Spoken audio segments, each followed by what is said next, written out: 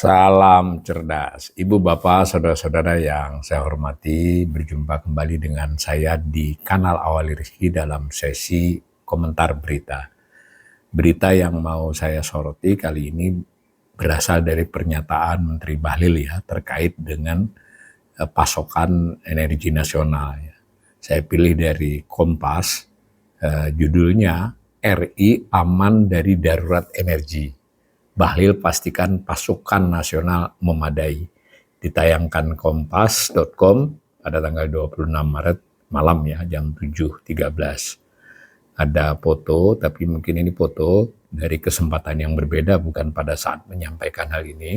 Foto Pak Bahlil. Nah, beritanya begini, Menteri Energi dan Sumber Daya Mineral (ESDM) Bahlil Lahadalia menyatakan Indonesia belum dalam kondisi darurat energi.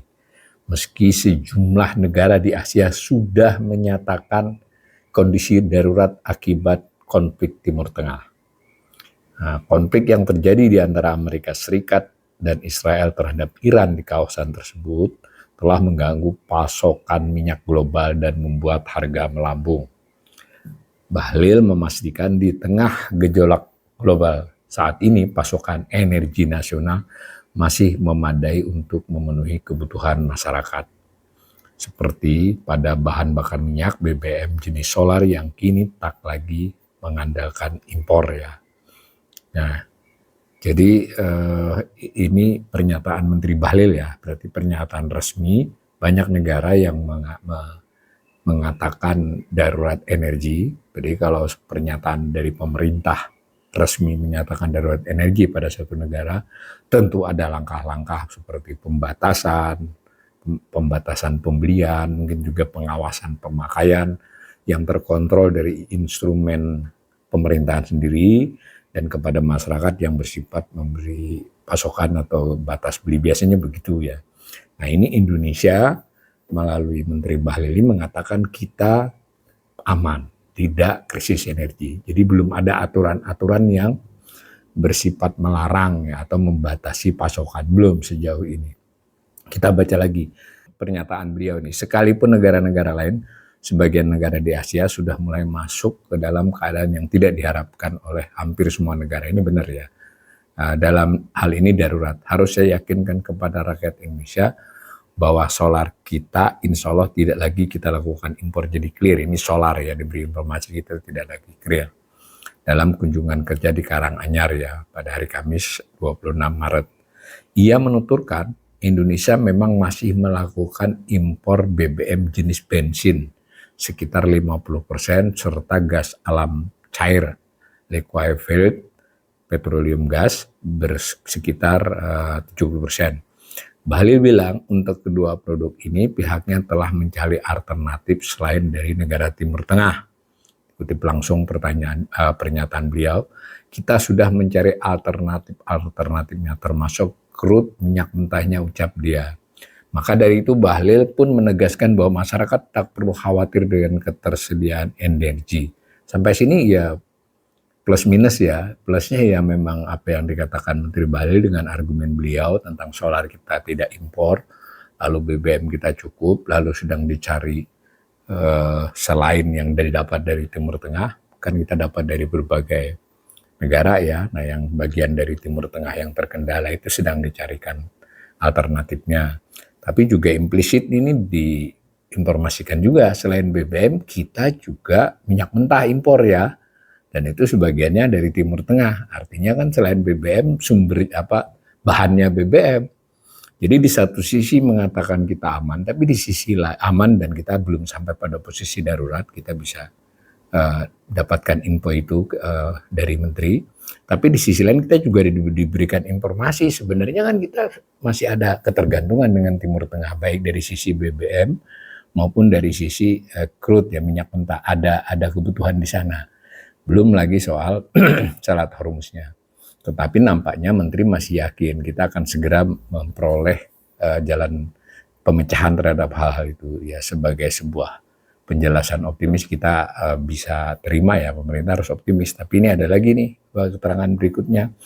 Namun ia tetap meminta masyarakat untuk menggunakan energi secara bijaksana. mengingat kondisi global yang masih bergejolak. Nah, dikutip langsung nih, sekalipun kita dalam kondisi yang baik, saya mohon dukungan dari semua rakyat Indonesia. Masalah ini tidak hanya masalah pemerintah, tapi masalah kita semua. Saya memohon menyarankan agar ayo kita memakai energi dengan bijak, pinta Bahlil. Ini juga himbauan yang menurut saya proporsional dan bagus ya.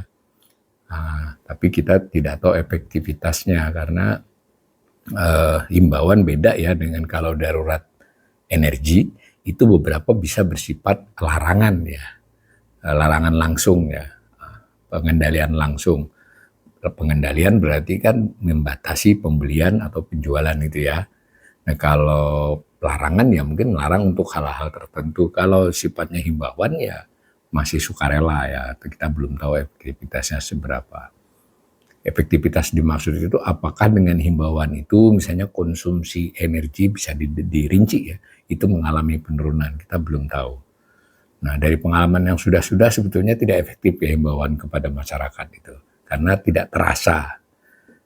Tidak tahu kalau kali ini keadaannya sudah susah ini ya. Sebagai informasi, ini dari jurnalis bukan dari Pak Bahlil, Filipina telah mengumumkan keadaan darurat energi nasional pada Selasa, menyusul meningkatnya risiko terhadap pasokan bahan bakar domestik dan stabilitas energi akibat perang di Timur Tengah.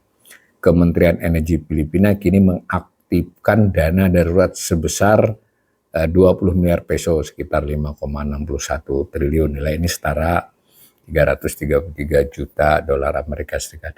Dana tersebut digunakan untuk membeli hingga 2 juta barel bahan bakar. Pembelian mencakup produk minyak olahan dan LPG. Sementara krisis bahan bakar minyak tengah melanda Bangladesh yang tadi Filipina ya. Jadi Filipina ini krisis ini bukan hanya soal melarang atau membatasi penjualan, tetapi pemerintah melakukan tindakan tambahan, jadi membeli ya, jadi lebih dari biasanya nih maksudnya kan. Ini menarik juga ya, jadi ada sense of crisis yang dilakukan di sana. Nah, krisis bahan bakar tengah melanda Bangladesh, terjadi antrean panjang dan kekacauan di sejumlah stasiun pengisian bahan bakar umum. Asosiasi pemilik SPBU Bangladesh pun menyampaikan kekhawatiran serius bahkan mengancam akan menghentikan operasional jika situasi tidak segera diatasi. Ini Bangladesh ya, dari sisi ini Pak Bahlil sangat betul ya, kita jauh dari sampai saat ini jauh dari kondisi yang tergambarkan di Bangladesh. Orang biasa aja masih kan di SPBU. Di sisi lain ini negara beda lagi nih, pemerintah Korea Selatan Korsel telah mengaktifkan mode tanggap darurat nasional. Nah, pada Rabu dengan menyiapkan berbagai langkah antisipatif menghadapi potensi guncangan akibat konflik Timur Tengah. Jadi belum krisis nih dia nih. Beda Bangladesh tadi sudah mengarah ke krisis energi, Filipina sudah darurat energi. Ini Korsel ini lebih tanggap darurat, ya satu strip di bawahnya lah, siaga lah begitu. Pemerintah Korea Selatan telah meminta masyarakatnya berpartisipasi dalam penghematan energi. Jadi mirip ya dengan Indonesia. Tapi saya ingin komentari lagi, setiap negara itu himbauan beda-beda ya dampaknya. Itu kan tergantung budaya, kebiasaan memakai energi dan juga kredibilitas pemerintah itu juga berpengaruh. Jadi kalau himbauan itu kan mesti disertai dengan contoh penghematan yang dilakukan oleh pemerintah. Nah kita belum tahu apakah teladan dari pemerintah, himbauan dari menteri ini seberapa efektif. Nah ini Korea Selatan juga melakukan hal yang serupa kan. Tetapi tadi Korea Selatan ini ada langkah-langkahnya itu. Langkah-langkah itu antara lain selain Korea mau juga Filipina tadi, itu mereka menambah tanda petik ya cadangan ya dari sisi pemerintah. Cadangan mentah atau cadangan terutama BBM. Nah, ini ditambah lagi keterangan di Korea, lembaga publik diwajibkan menerapkan sistem rotasi kendaraan 1 hari dalam 5 hari kerja. Ini Korsel membatasi penggunaan kendaraan bermotor dengan mewajibkan setiap kendaraan tidak beroperasi 1 hari dalam sepekan. Jadi ini agak beda dengan WFH ya. Ini ke kendaraannya, tapi ini memang ketertibannya memang agak beda ya. Jadi ini si kendaraannya itu nggak boleh berjalan 1 hari minimal dalam 5 hari ya. Di Indonesia kelihatannya model seperti ini agak sulit ya karena administrasi dan pendataan kita kurang kuat ya. Nah semacam itu. angka terakhir pada plat nomornya, ini teknis ya. Nah, kembali ke pernyataan Pak Bahlil, pertama saya komentari, saya setuju ya pemerintah tidak boleh menimbulkan kepanikan, dengan sendirinya juga mengatakan bahwa kita aman dari darurat energi sekurang-kurangnya saat ini dinyatakan itu oke. Kemudian juga ada informasi yang cukup persuasif dari Pak Bahlil, solar kita tidak impor. Untuk hal-hal lain sudah ada gambaran langkahnya untuk mengatasi kesulitan yang berasal dari Timur Tengah. Sampai situ kita oke. Kemudian juga diberitahu akan menghimbau masyarakat untuk bijak. Di luar berita ini kita juga tahu pemerintah mau membatasi menghemat penggunaan energi. Sampai situ oke semua, tapi ada tapinya kalau dari si ekonom kan, kritisnya lah. Ya tadi negara seperti Filipina, Korea Selatan itu melakukan langkah-langkah yang tidak hanya di sisi konsumsi ya, di sisi pasokan. Nah, kita tidak tahu langkah pemerintah dari sisi pasokan.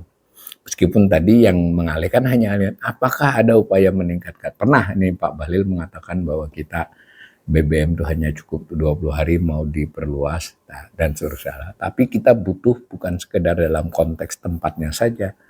Apakah pemerintah sudah menyiapkan langkah-langkah, dan ini saya yakin sudah ada pembicaraan di sana, tapi publik kan perlu diberi penenangannya agar kita bisa melihat rencana-rencana ke depannya.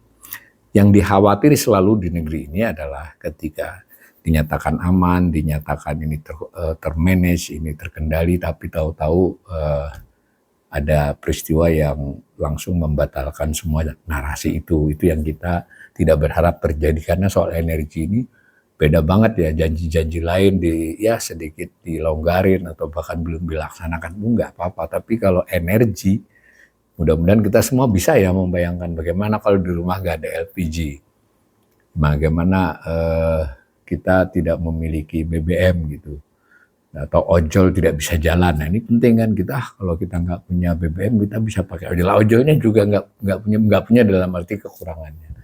Jadi ini saya mau tidak mau harus menyampaikan persoalan energi ini, komunikasi Pak Bahlil ini udah benar, tapi bahwa pemerintah benar-benar harus menyiapkan langkah-langkah andai perang ini cukup berkepanjangan. Dan kita rakyat ya tidak melihat dari Pak Bahlilnya atau dari presiden yang menghimbau, tapi untuk keperluan kita sendiri sebagai masyarakat, sebagai rakyat, itu saya kira juga memang sudah seharusnya saat ini lebih bijaksana menggunakan energi. Tidak hanya soal BBM, LPG, tapi kita juga listrik ya, sehingga kita bisa menyiapkan diri untuk kondisi yang tersulit umpama terjadi, atau sekurang-kurangnya kondisi yang sulit di depan pun bisa kita atasi, kita lewati dengan baik. Tapi kuncinya menurut saya tetap rencana strategis yang baik, efektif dari pemerintah, dan teladan yang baik dari pemerintah dan para pejabat negeri, supaya menjadi contoh buat rakyat untuk bisa dilakukan secara bersama-sama.